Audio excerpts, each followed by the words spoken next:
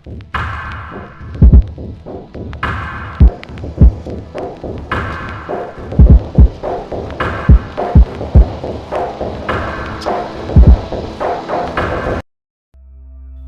जंगलों में ऐसे बहुत से राज दफन हैं जिनको अगर खोला जाए तो कयामत आ जाए।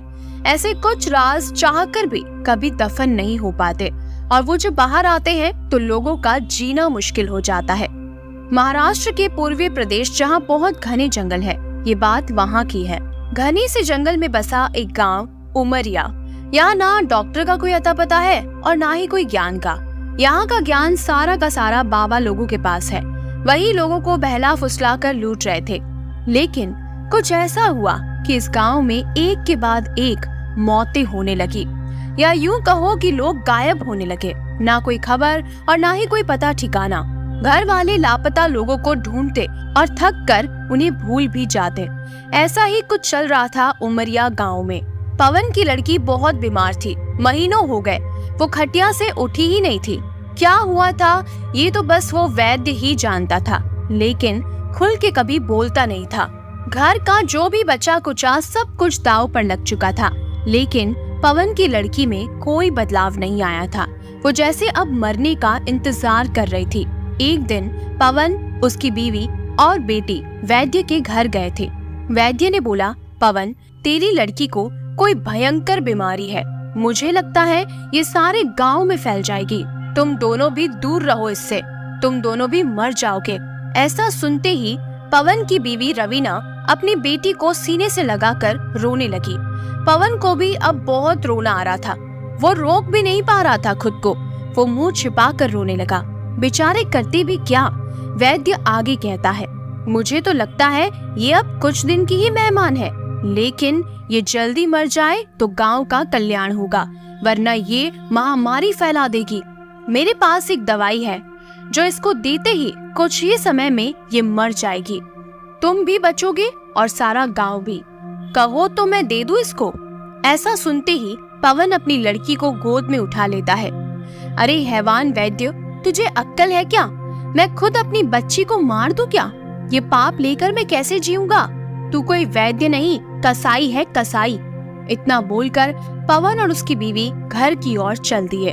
आंखों से बहते आंसू थमने का नाम ही नहीं ले रहे थे। 12 साल की बच्ची बीमारी से बिल्कुल आदी हो गई थी। ना कुछ खाती थी, ना उसका वजन बढ़ता था। पवन उसको लेकर घर की तरफ जाने लगा। बीच में घना जंगल पड़ता था। वहाँ से रास्ता निकालते हुए वो शाम होते होते अब घर पहुँचने वाले थे।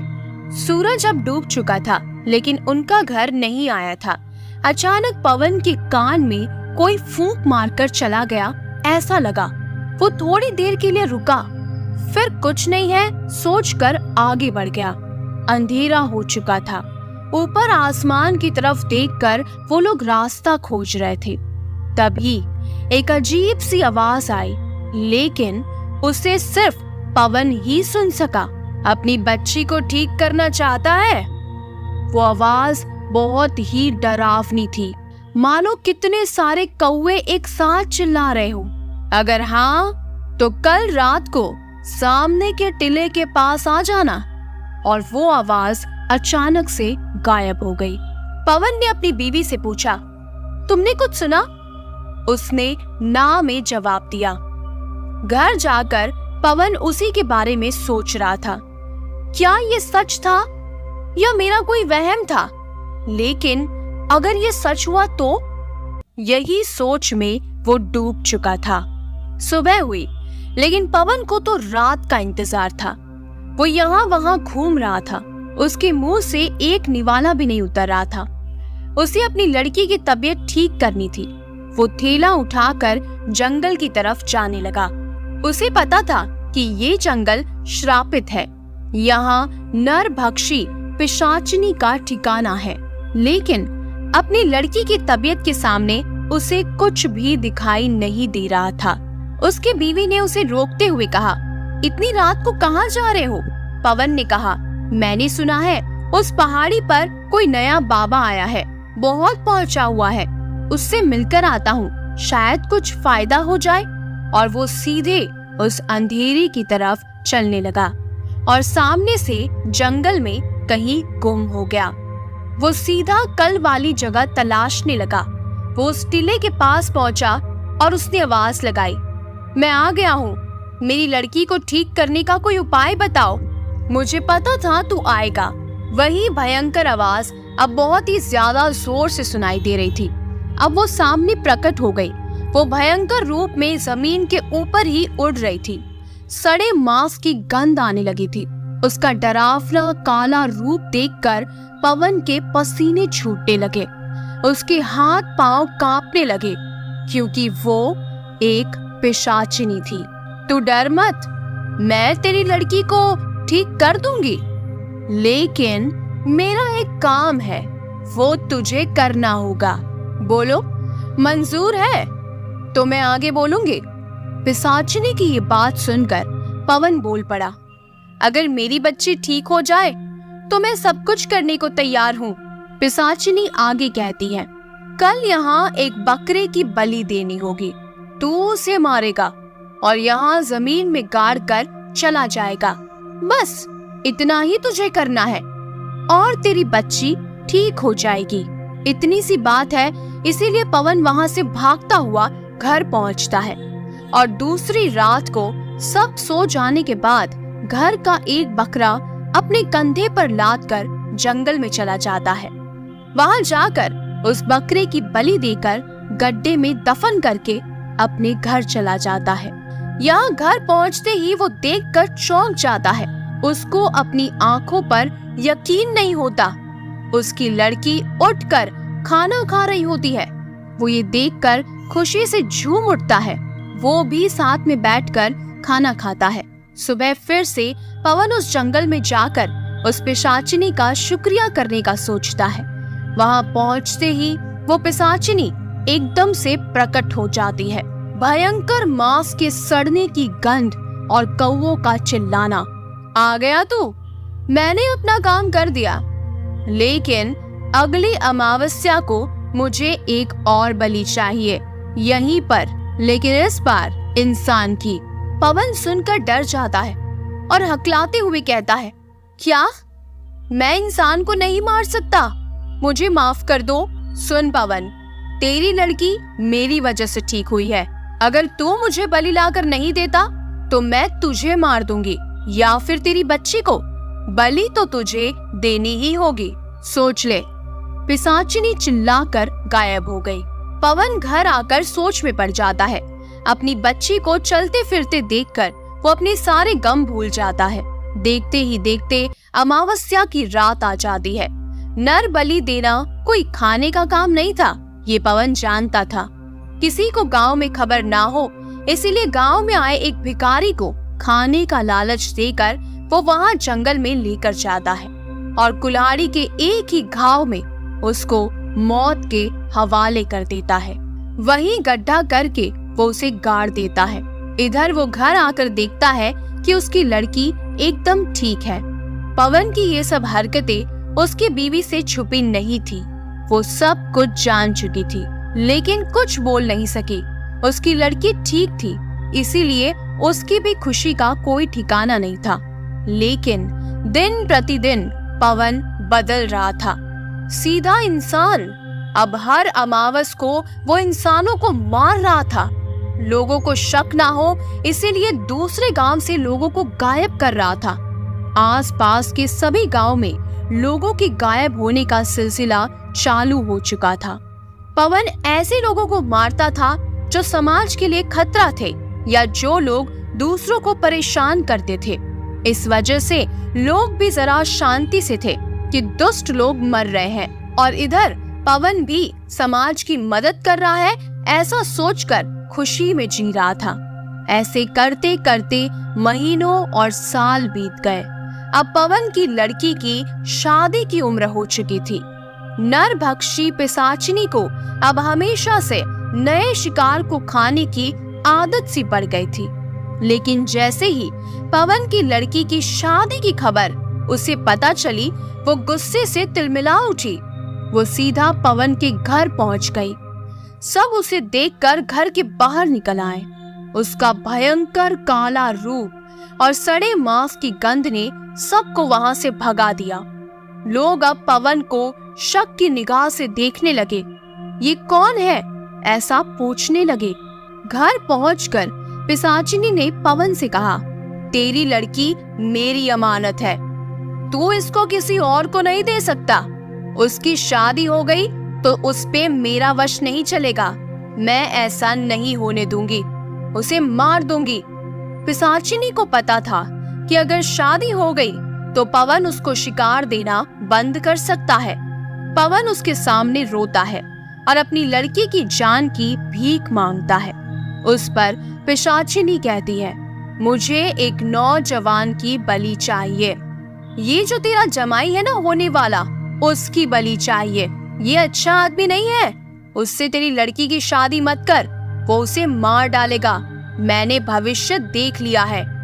पवन उसकी बातों में आ जाता है और पूजा करने के बहाने से अपने होने वाले जमाई को जंगल में ले जाकर कुल्हाड़ी से उस पर वार करके उसे मार डालता है। उसको मारते हुए उस लड़के का बाप देख लेता है। इतने में वो नरभक्षी पिशाचिनी वहां पर पहुंच जाती है। पवन, आज तक तूने सभी बुरे लोगों को मारा था, लेकिन सबसे पहली बलि वो भिखारी की थी जो बेगुनाह था, और ये तेरा जमाई भी बेगुनाह था। लड़की के प्यार में तू अंधा था और अब तू पाप करके पापी बन गया है। अब तू भी शैतान बन गया है। ऐसा बोलकर वो पिशाचिनी जोर जोर से हंसने लगी। उसकी वो भयानक हंसी पूरे जंगल में गूंजने लगी। पीछे से उस जमाई का बाप पवन पर टूट पड़ता है। ये देखकर पिशाचिनी उस जमाई के पिता के शरीर में प्रवेश करती है और पवन को मार डालती है। पवन को मारने के बाद वो उसके शरीर से निकल जाती है। ये सब कुछ उस जमाई का पिता समझ नहीं पाता। क्या हुआ, वो ये सब सोचता रहता है। वो अब खूनी बन गया था। अपने लड़के की लाश के पास बैठकर वो जोर जोर से रोने लगता है। तभी पिशाचिनी की आवाज आती है, तू अपने लड़के को जिंदा देखना चाहता है? अगर हाँ तो पवन की लाश को गड्ढे में डालकर दफन कर दो और मुझे हर अमावस्या की रात को एक इंसान की बलि ला कर दो। अगर मंजूर है तो बोलो। उस लड़के का बाप मजबूर हो जाता है। सामने अपने लड़के को मरा देखकर वो पिशाचिनी की हाँ में हाँ भर देता है और उसके हाँ कहते ही वो लड़का जिंदा हो उठता है। और इसी तरह उस नरभक्षी पिशाचिनी का ये कहर बस चलता ही रहता है। दादा ठाकुर की शैतानी हवेली। रात के समय कार धक्के खाते हुए रुक गई और उसमें से गौरव नीचे उतरा और उसने घड़ी देखी। उस वक्त रात के ठीक 9 बज रहे थे। फिर उसने कार का बोनेट खोला और उसे ठीक करने की कोशिश करने लगा, लेकिन गाड़ी स्टार्ट नहीं हो रही थी। गौरव ने मोबाइल से मदद मंगवानी चाही, पर उसमें नेटवर्क का नामो निशान नहीं था। फिर उसने गाड़ी की पिछली सीट पर सोई हुई अपनी पत्नी रश्मि को आवाज दी, रश्मि जल्दी उठो, हमें आज की रात किसी गेस्ट हाउस या होटल में बितानी होगी। गाड़ी खराब हो गई है और अब मैकेनिक के बिना ये ठीक नहीं होगी। हमेशा की तरह रश्मि नींद में ही बड़बड़ाते हुए उठी। गौरव, तुमसे एक काम ढंग से नहीं होता, कब से बोल रही हूँ ये पुरानी खटारा बेचकर कम से कम एक सेकंड हैंड कार ही ले लो। जवाब में गौरव बोला, खरीद लेंगे यार, अब अपना बैग उठाओ और चलो कहीं रात गुजारने का इंतजाम करते हैं। फिर दोनों जंगल की कच्ची सड़क छोड़कर मेन हाईवे पर आ गए। उसी वक्त उन्हें जंगल में दूर कहीं से भेड़ियों के रोने की आवाजें आने लगी। भेड़ियों की आवाजें उस काली रात को और भी ज्यादा डरावना बना रही थी। दोनों लगभग आधा घंटा चलते रहे, पर उन्हें ना कोई लिफ्ट मिली और ना ही कोई होटल। तभी रश्मि ने कहा, तुम्हारे दोस्त ने ये किस वीराने में फार्म हाउस खरीद रखा है? इस बात पर गौरव कुछ कहता उससे पहले ही आसमान में जबरदस्त बिजली कड़की। उस आवाज से रश्मि और गौरव डर गए। उसके बाद दोनों वहां से आगे बढ़ने लगे। तेज बारिश के आसार नजर आने लगे थे। तभी चलते चलते बिजली की चमचमाती तेज रोशनी में उन्हें एक पुरानी हवेली दिखाई दी। वो दोनों तेजी से दौड़ते दौड़ते उस हवेली के नजदीक पहुंचे। हवेली गेट पर उन्हें कोई चौकीदार नजर नहीं आया, इसीलिए वो दोनों गेट खोलकर हवेली के मुख्य दरवाजे के पास पहुंच गए। दरवाजे पर डोर बेल के नाम पर एक पुरानी रस्सी किसी सांप की तरह लटक रही थी। उस रस्सी को गौरव ने 2-3 बार खींचा, लेकिन अंदर से किसी भी घंटी की आवाज नहीं आई। फिर रश्मि ने दरवाजे पर खटखटाने के लिए अपना हाथ आगे बढ़ाया। रश्मि अपना हाथ आगे बढ़ा ही रही थी कि उससे पहले ही अंदर से एक भारी आवाज आई, अंदर आ जाओ, दरवाजा खुला है। उन दोनों को ये बात बहुत अजीब लगी, क्योंकि अंदर से किसी भी घंटी की आवाज नहीं आई थी और ना ही उन दोनों ने कोई आवाज की थी। फिर वो दोनों दरवाजा खोलकर धीरे धीरे अंदर गए। दरवाजे के ठीक सामने झूले पर बैठकर एक आदमी शाही अंदाज में सिगार पी रहा था। उन्हें देखते ही गौरव बोला, सर, हम यहाँ से कुछ ही किलोमीटर दूर हमारे दोस्त के फार्म हाउस को देखने जा रहे थे, पर बीच रास्ते में हमारी कार खराब हो गई और मदद बुलाने के लिए मोबाइल में नेटवर्क भी नहीं है। क्या हम आपके फोन से एक कॉल कर सकते हैं? झूले पर बैठे उस आदमी के चेहरे पर कोई भाव नहीं था। उसने कहा, जरूर कीजिए, टेलीफोन ऊपर के आखिरी कमरे में है। गौरव ने उन्हें पहले परिचय देना उचित समझा, तो उसने कहा, मेरा नाम गौरव है और ये है मेरी पत्नी रश्मि। जवाब में वो आदमी बोला, मेरा नाम दादा ठाकुर है और मैं इस हवेली का मालिक हूँ। इधर गौरव और रश्मि हवेली की शान देख ही रहे थे कि उनकी नजर दादा ठाकुर के पीछे वाली दीवार की सबसे बड़ी फोटो फ्रेम पर पड़ी, जो खाली थी और पूरे घर में चित्र ही चित्र थे। उन सब में एक बात समान थी कि किसी भी चित्र में कोई भी हंस नहीं रहा था। सभी चित्र बिल्कुल ही भावनाहीन थे। फिर गौरव और रश्मि दोनों ऊपरी मंजिल पर गए और आखिरी कमरे में जाकर लैंडलाइन से अपने दोस्त को कॉल करने लगे। बहुत बार कोशिश करने पर भी फोन नहीं लग रहा था। तभी रश्मि की नजर सामने की दीवार पर पड़ी। वहाँ और एक फोटो फ्रेम टंगी थी और उसमें भी कोई चित्र नहीं था, सिर्फ खाली फ्रेम था। उन्हें ये बात थोड़ी अजीब लगी। फिर दोनों नीचे गए और दादा ठाकुर से बोले, आपके लैंडलाइन से फोन नहीं लग रहा। तभी दादा ठाकुर बोले, यहाँ की फोन लाइन में हमेशा गड़बड़ी रहती है, दोबारा से प्रयास करो या फिर चाहो तो आज की रात तुम दोनों यहीं रुक जाओ। गौरव और रश्मि कमरे में जाकर फिर से कॉल लगाने की कोशिश करने लगे, पर सब बेकार। आखिर में दोनों ने रात को वहीं रुकने का निर्णय लिया। बेड पर लेटते ही दोनों की आंख लग गई।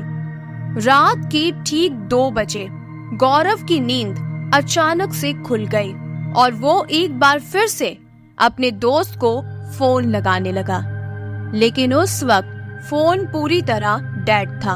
हाथ से फोन नीचे रखते हुए गौरव की नजर दीवार पर गई और सामने का नजारा देखकर उसके चेहरे पर से हवाइयां उड़ गई, क्योंकि कुछ घंटों पहले देखी हुई खाली फ्रेम में अब उन दोनों की तस्वीर थी और उसके नीचे लिखा था उनकी मौत की तारीख। उसने रश्मि को उठाया और उसे वो चित्र दिखाया। रश्मि बोली, यहाँ कुछ तो गड़बड़ है गौरव, हमें अभी के अभी यहाँ से बाहर निकलना होगा। फिर दोनों ने वहाँ से सरपट दौड़ लगाई।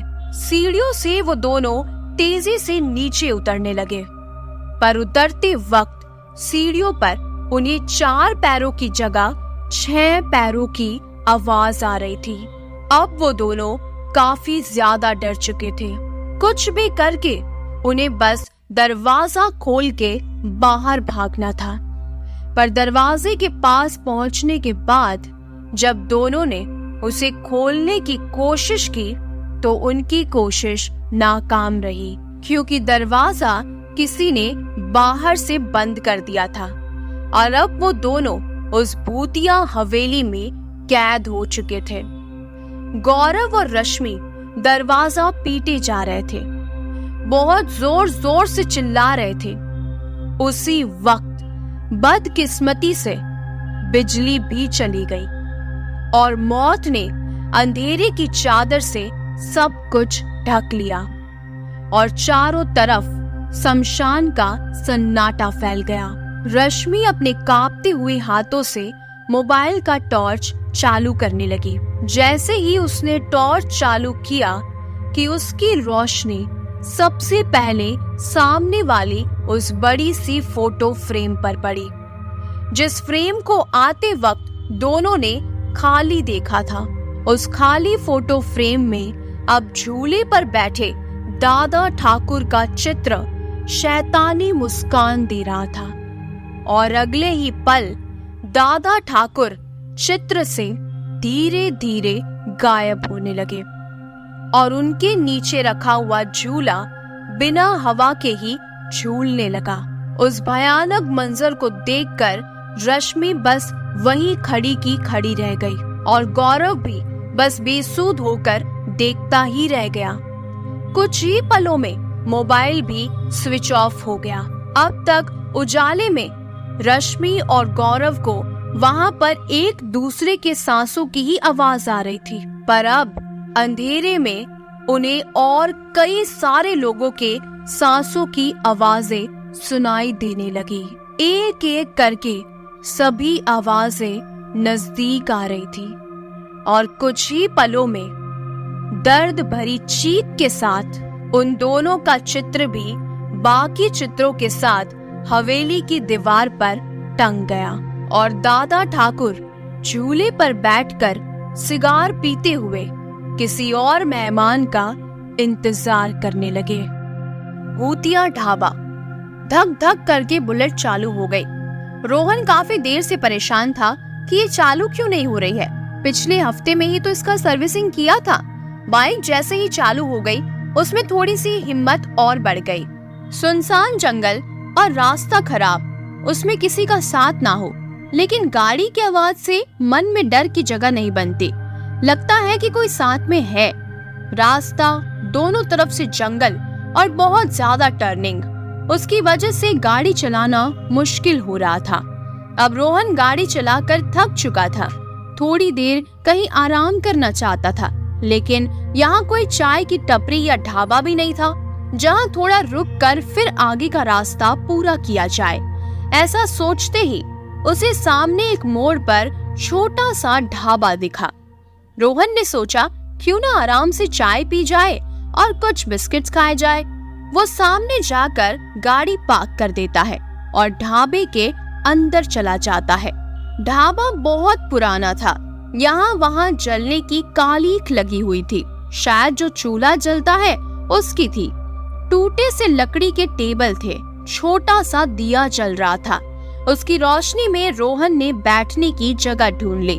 लाइट नहीं थी, वैसे जंगल में कहाँ से होगी लाइट। ऐसे अपने ही मन में वो खुद से बातें कर रहा था। बोलो साहब, क्या लोगे? एक बूढ़ा आदमी रोहन के पास आकर पूछता है। चाय मिलेगी? रोहन जोर देते हुए कहता है। वो बूढ़ा चाय लाने के लिए अंदर चला गया। तभी रोहन ने साथ में लाए बिस्किट्स अपनी बैग से निकालकर टेबल पर रख दिए। बूढ़ा चाय लेकर आया और रोहन ने बिस्किट खत्म किए और अब बिल देने काउंटर के पास पहुंच गया। साहब, आप कहीं दूर से आए हैं ऐसा लगता है, और आगे भी जाना है क्या आपको? बूढ़ा जरा धीमी आवाज में बात कर रहा था। हाँ, वैसे मुझे आगे शहर तक जाना है, शायद सुबह हो जाएगी पहुंचते हुए, इसीलिए यहाँ रुककर चाय पीने का सोचा था। वैसे चाय अच्छी थी। रोहन ने बूढ़े बाबा की थोड़ी तारीफ कर दी। ये तो मेरा रोज का काम है साहब, लेकिन आप अब आगे का सफर इतनी रात को अकेले मत करना साहब। बूढ़ा जरा सहम के बोला। क्यों, क्या हुआ? कोई जंगली जानवर है क्या जंगल में, या कोई आदमखोर शेर? रोहन ने सहजता से पूछा। नहीं साहब, उससे भी बुरा और उससे भी भयानक। सामने जंगल में एक मोड़ पर सब कहते हैं कि वहाँ कोई है जो लोगों को अचानक गायब करता है और उसके बाद मार डालता है। जंगल के उस मोड़ पर कभी मोहनदास का ढाबा हुआ करता था साहब। एक बार वो अपना ढाबा बंद कर रहा था कि अचानक एक बड़ा सा ट्रक उसके ढाबे में घुस गया। ढाबा और ट्रक धू धू करके जलने लगे। मोहनदास और ट्रक ड्राइवर और उसका साथी तीनों की वही मौत हो गई। ढाबा जलकर राख हो गया। उसको मरे हुए कई साल हो चुके हैं। वहाँ कोई ढाबा नहीं है साहब, लेकिन रात को जाने वालों को वो चाय पे रुकने को बोलता है और बाद में उनकी लाश वही पहाड़ी में कहीं मिलती है दूसरे दिन। बूढ़ा कहानी बता रहा था। कुछ भी ना, आप भी। आजकल कहाँ भूत प्रेत पर यकीन करता है कोई। दुनिया चांद पर पहुँच गई है। आपको यहाँ ढाबे पे कैसे पता चलेगा? बाहर निकलो तो कुछ पता चलेगा। रोहन ने उनको थोड़ा ज्ञान दिया। नहीं साहब, आप मेरे लड़के की उम्र के हो, इसीलिए बता रहा हूँ। आप आगे मत जाओ। यहाँ मेरे ढाबे पे रहने का इंतजाम है। भले आप पैसे भी मत दो, लेकिन आप उस रास्ते अभी मत जाओ। वो बूढ़ा गिड़गिड़ाते हुए कह रहा था। रोहन मन में सोचने लगा कि ये बूढ़े की एक्स्ट्रा पैसे लेने की चाल लग रही है। वो आगे बोला, नहीं, मुझे नहीं रुकना। आप अपने पैसे ले लो और मुझे छुट्टी करो। पैसे देकर रोहन बाहर निकला। ठंडी हवा चल रही थी और बाहर घना अंधेरा था। गाड़ी पर बैठते हुए उसने ढाबे की ओर नजर डाली। वो बूढ़ा आदमी रोहन की तरफ आशा भरी नजरों से देख रहा था। एक बार रोहन के मन में भी आया कि शायद उस बूढ़े की बात में जरा भी सच्चाई हुई तो आज मेरी एक भूत से मुलाकात होने वाली थी। उसने बाइक की चाबी लगाई और चालू की और अपने रास्ते चल पड़ा। लेकिन उसके मन के एक कोने में कुछ डर सा बैठ गया था। रोहन अब घने जंगल में पहुंच गया था। रास्ता खराब था, इसीलिए गाड़ी जरा धीरे चला रहा था। उसे लगा कि सामने कोई रोड पर बैठा है। वो चौंक गया। डर ने जैसे उसको अपने कब्जे में कर लिया था। धड़कनें तेज हो चुकी थी। ठंडी हवा में भी उसे पसीना आने लगा। लेकिन ये क्या? वो सफेद कपड़े में जो बैठा था वो उसकी तरफ ही आ रहा था। रोहन ने अपनी गाड़ी स्टैंड पर लगाई और भागने की तैयारी कर रहा था कि अचानक सामने से आवाज आई, भाई साहब। अब रोहन रुक गया। उसका डर थोड़ा कम हुआ। वो सफेद कपड़े में 25-30 साल का एक लड़का था। उसके कपड़े पर खून के दाग थे और कपड़े कई जगह से फट चुके थे। वो सामने आया और बात करने लगा। मेरी बाइक का एक्सीडेंट हो गया है। अंधेरे में देख नहीं पाया और सीधा मैं गड्ढे में जाकर गिर गया। मुझे बहुत चोट आई है। क्या आप मुझे शहर तक पहुंचा सकते हैं? रोहन गाड़ी से उतरकर सामने देखने गया। उसकी बाइक नीचे गिर चुकी थी और बहुत पुरानी लग रही थी। नंबर प्लेट भी नहीं था। आग में जैसे झुलसती है वैसी लग रही थी। रोहन को उस पर तरस आ गया। सोचा कि चलो एक पार्टनर मिल जाएगा तो डर लगने की कोई बात ही नहीं होगी। रोहन ने उसे अपनी गाड़ी पर बिठाया और दोनों शहर की तरफ चल दिए। रोहन ने पूछा, क्या नाम है तुम्हारा? क्या काम करते हो? जी, मेरा नाम गौरव है। मैं मार्केटिंग का काम करता हूँ। गौरव ने एक झटके में सब बोल दिया। उसकी आवाज जरा दबी दबी सी थी, जैसे धूल मिट्टी में काम किया हो और गला बैठ सा गया हो वैसी। गौरव ने पीछे से अपने जेब में से सिगरेट निकाली और रोहन को भी देने को हाथ आगे किया। उसका हाथ जला हुआ था और उसके हाथ में जो सिगरेट थी वो एक बहुत ही पुराना ब्रांड था जो अब बंद हो चुका था। रोहन ने पूछा, ये हाथ कैसे जला तुम्हारा? और ये सिगरेट तो काफी पुरानी लग रही है और बंद भी हो चुकी है। ये तुम्हें कहाँ से मिली? गौरव ने जरा हड़बड़ाते हुए कहा, ये वो मैंने एक ढाबे वाले से ली थी। यही पीछे पड़ता है। सस्ते में दे रहा था तो मैंने खरीद ली।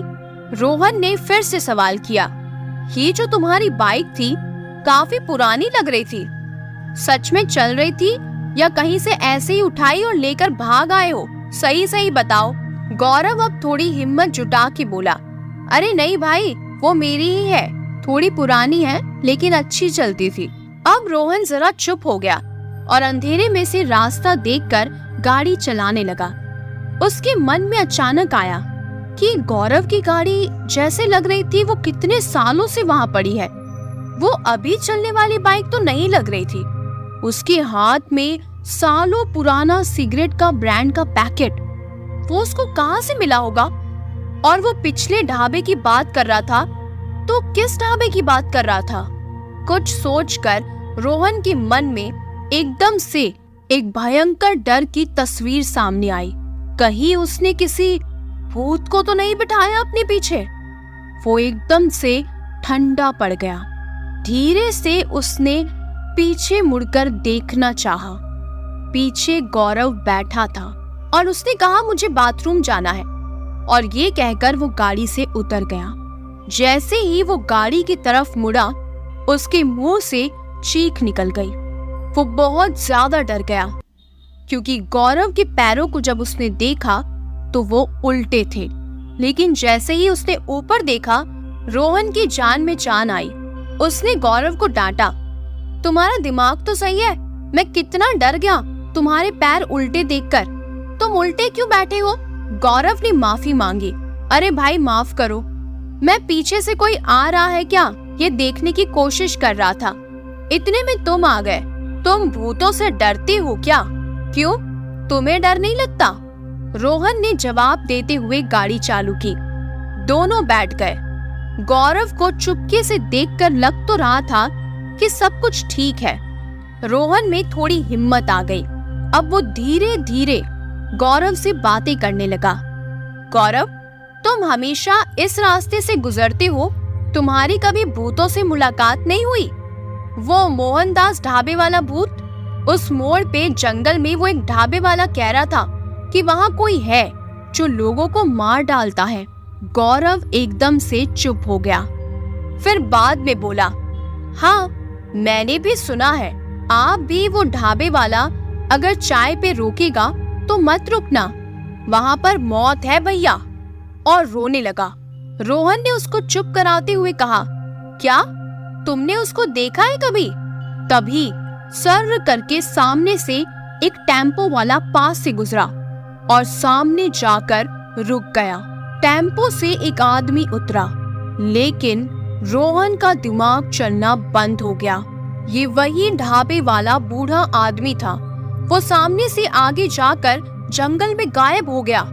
रोहन को लगा कि शायद उसके ढाबे पे नहीं रुका, इसलिए नाराज हुआ है। कुछ आधा घंटा बाइक चलाने के बाद देखा कि सामने एक मोड़ पर बहुत रोशनी दिख रही है और उस मोड़ पर लिखा हुआ बोर्ड दिखा, मोहन दास का ढाबा।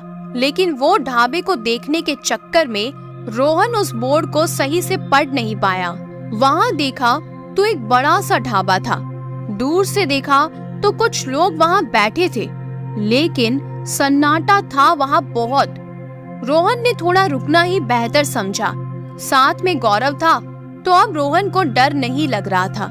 रोहन ने अपनी बाइक साइड में लगाई और उतरकर पीछे देखा तो गौरव गायब था। रोहन को लगा कि शायद उसे भी बाथरूम जाना होगा और इसीलिए वो भागा होगा। तभी एक आदमी उसे पूछने आ गया, साहब चाय पियोगे?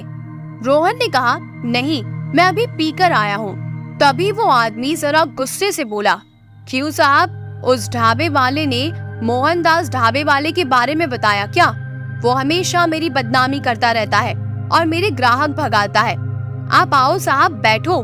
रोहन को अब कुछ समझ नहीं आ रहा था, गौरव और वो ढाबे वाला सच बोल रहा था या झूठ। मोहनदास का ढाबा तो यहाँ है, फिर वो दोनों उसकी बुराई क्यों कर रहे थे? यहाँ तो सब कुछ ठीक है। रोहन को अब बहुत बड़ा झटका लगा, मानो उसकी जान ही निकल गई थी। जैसे ही वो अंदर गया, अंदर एक कोने में उसे एक सफेद कपड़े में बैठा हुआ एक लड़का दिखाई दिया। वो रो रहा था और उसके कपड़े फटे हुए थे, कुछ जगह से जले हुए थे। रोहन ने थोड़ा और गौर से देखा तो वो थोड़ा पहचाना सा लग रहा था। अरे ये तो गौरव है, ये यहाँ कहाँ से आया? वो तो बाहर था। रोहन गौरव के पास जाकर बैठ गया। गौरव पूरी तरह आग में जैसे झुलस रहा है वैसा दिखाई दे रहा था। ये सब देखकर अब रोहन को समझते देर नहीं लगी कि वो फंस चुका था। गौरव जो मिला था रास्ते में, वो भी मोहनदास के ढाबे का ही शिकार था। रोहन ने भागना चाहा, तभी वहां मोहनदास आ गया। साहब, चाय पीना है या नहीं? यह इरादा बदल दिया। वो अब जबरदस्ती पर उतर आया। रोहन जैसे कुछ भी नहीं हुआ ऐसे जताकर वहीं एक टेबल पर बैठ गया। उसके सामने एक और आदमी बैठा था। उसने अपना सिर उठाया। डर से रोहन के हाथ का कप उसके शर्ट पर गिर गया। वो कांपने लगा। ये देखकर मोहनदास बोला, रुको, मैं दूसरी चाय लेकर आता हूँ। सामने वो टेम्पो वाला आदमी था। वो और कोई नहीं, वो वही ढाबे वाला था जिसने रोहन को अपने ढाबे पे रात को रुकने के लिए कहा था। अब जैसे उसके पैरों से जमीन खिसक गई थी। मोहनदास के अंदर जाते ही रोहन वहां से भाग खड़ा हुआ और ढाबे के पीछे जाकर छिप गया। उसने जो कुछ भी सुना था वो सच था। वो ढाबे वाला और गौरव अब भूत बन चुके हैं। वो दोनों भी उसे बचाना चाहते थे, लेकिन अब क्या? वो तो अब फंस चुका था। क्या करे यही सोच रहा था कि मोहनदास की चिल्लाने की आवाज आई। कहाँ भाग गया? तुम्हारा वक्त हो चुका है, वो आते ही होंगे। इतने में बहुत जोर की आवाज करते हुए एक बड़ी सी ट्रक रास्ते से आ रही थी। वो ट्रक इस तरह से आ रहा था जैसे उसका कंट्रोल ही नहीं है। ट्रक तेजी से ढाबे की तरफ आया और सीधा ढाबे में घुस गया और एक जोरदार धमाका हुआ। पूरा ढाबा जलने लगा। ट्रक की जोरदार टक्कर से रोहन, जो पीछे छुपकर बैठा था, वो कहीं दूर जाकर गिर गया। कुछ समय के लिए सब शांत हो गया। ढाबा आग में झुलस गया। सुबह होने वाली थी। रोहन को होश आ रहा था। उसके बगल में कुछ लोग खड़े थे और एक एम्बुलेंस। लोगों ने रोहन को एम्बुलेंस में रखा और वो जोर की आवाज करते हुए निकल गई। वहां मोहनदास का ढाबा नहीं था। थी तो बस वो खाली जगह जहां मोहनदास की रूह लोगों को फंसाकर उन्हें मार डालती थी। लोग आज भी यही कहते हैं कि वहां कोई है जो बहुत ही डरावना है और कातिल है, लेकिन कुछ ही लोग बच पाते हैं जो रोहन जैसे नसीब वाले होते हैं। मौत का सफर। रात के अब 11 बज चुके थे। भाई, अब तो कोई बस मिलना मुश्किल है। अगर आज आखिरी बस जरा लेट छूटी होगी तो शायद मिल जाएगी, वरना आज की रात मुझे यही बस स्टॉप पर बितानी पड़ेगी। ऐसे अपने मन में ही सोचकर संदीप ने अपनी बैग ठीक की और सामने के बेंच पर जाकर बैठ गया। लेकिन संदीप को कहाँ पता था कि आज वो मौत का सफर करने वाला था। संदीप एक बड़ा ही होनहार लड़का था। उसने अपने जॉब के बल पर गांव में जमीन ली और उस पर घर बनवाया। घर वाले हमेशा से उसके पीछे पड़े रहते कि शादी कर लो, लेकिन वो कहता कि जब तक मेरी पसंद की लड़की नहीं मिलेगी तब तक मैं शादी नहीं करूंगा। उसका कहना भी सही था। उसके दोस्तों की शादियां टूट चुकी थी या फिर उनमें झगड़े चल रहे थे, इसीलिए वो चाहता था कि कोई ऐसी मिले जो उसे समझ सके। संदीप ने अपनी गाड़ी घुमाकर टाइम देखा। 11:30 बज चुके थे। अब उसने बस आने की आस खो दी थी, लेकिन तभी सामने से हॉर्न मारते हुए एक बस आई। शुक्र है बस आई तो, संदीप ने अपने आप से कहा। कंडक्टर ने दरवाजा खोला और संदीप बस के पीछे के दरवाजे से अंदर गया। टिकट निकली और वो आराम से बैठ गया, लेकिन कंडक्टर ने कहा, ये बस आज रास्ते में ही रुकेगी, आखिरी स्टॉप पर नहीं जाएगी। आपको बीच से कुछ इंतजाम करना होगा क्योंकि इसके इंजन में खराबी है, बहुत गर्म हो चुका है। संदीप को और पसीना चालू हुआ। रात बढ़ रही थी, लेकिन परेशानी खत्म होने का नाम ही नहीं ले रही थी। जो होगा अब देखा जाएगा। ये सोचकर संदीप खिड़की से बाहर देखने लगा। ठंडी हवा अंदर आ रही थी, काफी अच्छा लग रहा था। उसने सामने बस में देखा तो ड्राइवर के पीछे कोई बैठा था। उसने खड़े होकर देखा तो वो एक औरत थी। इतनी रात को इस रास्ते पर कोई औरत को संदीप ने इसके पहले कभी देखा नहीं था। उसने सोचा कि ड्राइवर या कंडक्टर की कोई रिश्तेदार होगी। अब संदीप को खुद नहीं पता था कि बस आगे जाकर उसे कहां छोड़ने वाली थी। अब 12 बज चुके थे। बस एक जगह कर आवाज करके रुक गई। ड्राइवर बोला, अब यहाँ से बस आगे नहीं जाएगी, तुम उतर कर अपना जाने का जुगाड़ देख लो। संदीप का घर आने को अभी कम से कम 10 मील का फासला था और रास्ते से घना जंगल। पैदल जाना खतरे से खाली नहीं था। संदीप नीचे उतरा और रास्ते पर एक जगह जाकर रुक गया। उसके पीछे वो औरत भी उतरी। संदीप ने उसको जैसे ही देखा वो तो बस उसे देखता ही रह गया। वो भला की खूबसूरत थी, वो एक लड़की थी। उसे देखकर संदीप अपने घर जाने की परेशानी ही भूल गया। वो तो बस उसे देखता ही रह गया। उसे भी कुछ ऐसे ही किसी खूबसूरत लड़की की तलाश थी। सामने जाकर संदीप ने उससे बात करना शुरू किया। आप इतनी रात को कहाँ जा रही हैं? ये बस वाले भी ना ऐसे बीच रास्ते में ही उतार दिया। उस लड़की ने एक बार संदीप को देखा।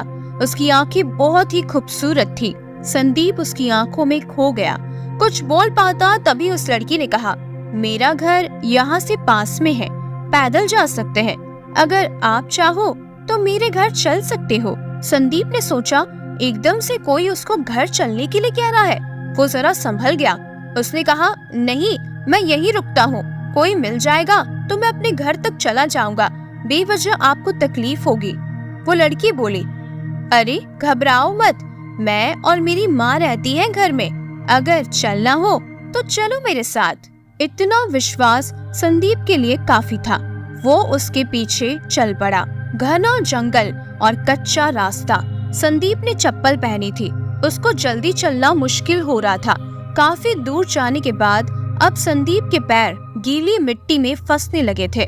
रास्ते में दोनों ने बिल्कुल भी बात नहीं की। अचानक संदीप की चप्पल कीचड़ में अटक गई। वो उसे निकालने के लिए अपने मोबाइल का टॉर्च चालू करके नीचे झुका और चप्पल को हाथ में लेकर खड़ा हुआ। सामने भयंकर अंधेरा था, कुछ भी दिखाई नहीं दे रहा था। पीछे वो रास्ता जहाँ वो बस छोड़कर आया था और ना ही वो लड़की जिसके पीछे वो यहाँ तक आया था। उसने आवाज लगानी चाही, लेकिन आवाज क्या देता और किसको? वो तो नाम भी नहीं जानता था उस लड़की का। हे भगवान, अब मैं क्या करूं? कहाँ जाऊं? संदीप खुद से कहने लगा। संदीप ने अपने मोबाइल में देखा, अब तो बैटरी भी नहीं है ज्यादा और नेटवर्क भी नहीं था उस जंगल में। लाइट लगाने के लिए काम आएगी सोचकर उसने मोबाइल को बंद किया, लेकिन आजू बाजू देख के पता चल रहा था कि कोई जंगली जानवर उसके नजदीक आ रहे हैं। उसने चढ़ने लायक एक पेड़ देख लिया और उस पर चढ़कर बैठ गया। वहाँ उसको कोई खतरा नहीं था। अपनी बैग लेकर वो एक टहनी पर बैठ गया। नींद आ रही थी, लेकिन उस लड़की का चेहरा बार बार उसके सामने आ रहा था। लेकिन वो डर रहा था कि अगर वो सो गया और नीचे गिर गया तो लेने के देने पड़ जाएंगे, इसीलिए वो सो भी नहीं सकता था। नीचे खूंखार जंगली सूअर घूम रहे थे। अच्छा हुआ वो ऊपर था, वरना क्या होता पता नहीं। थोड़ी देर बाद चिड़ियों की आवाज से समझ आया कि अब सुबह होने वाली है। अब उसका डर थोड़ा कम हुआ। थोड़ा उजाला आते ही वो उस लड़की का घर तलाश करने निकल गया। काफी दूर जाने के बाद उसे एक घर दिखा, जरा पुराना सा था। संदीप ने देखा कि अब सामने जंगल थोड़ा कम है और थोड़ा सामने जाकर देखा तो बहुत दूर कुछ और भी घर दिख रहे थे। शायद कोई गांव था।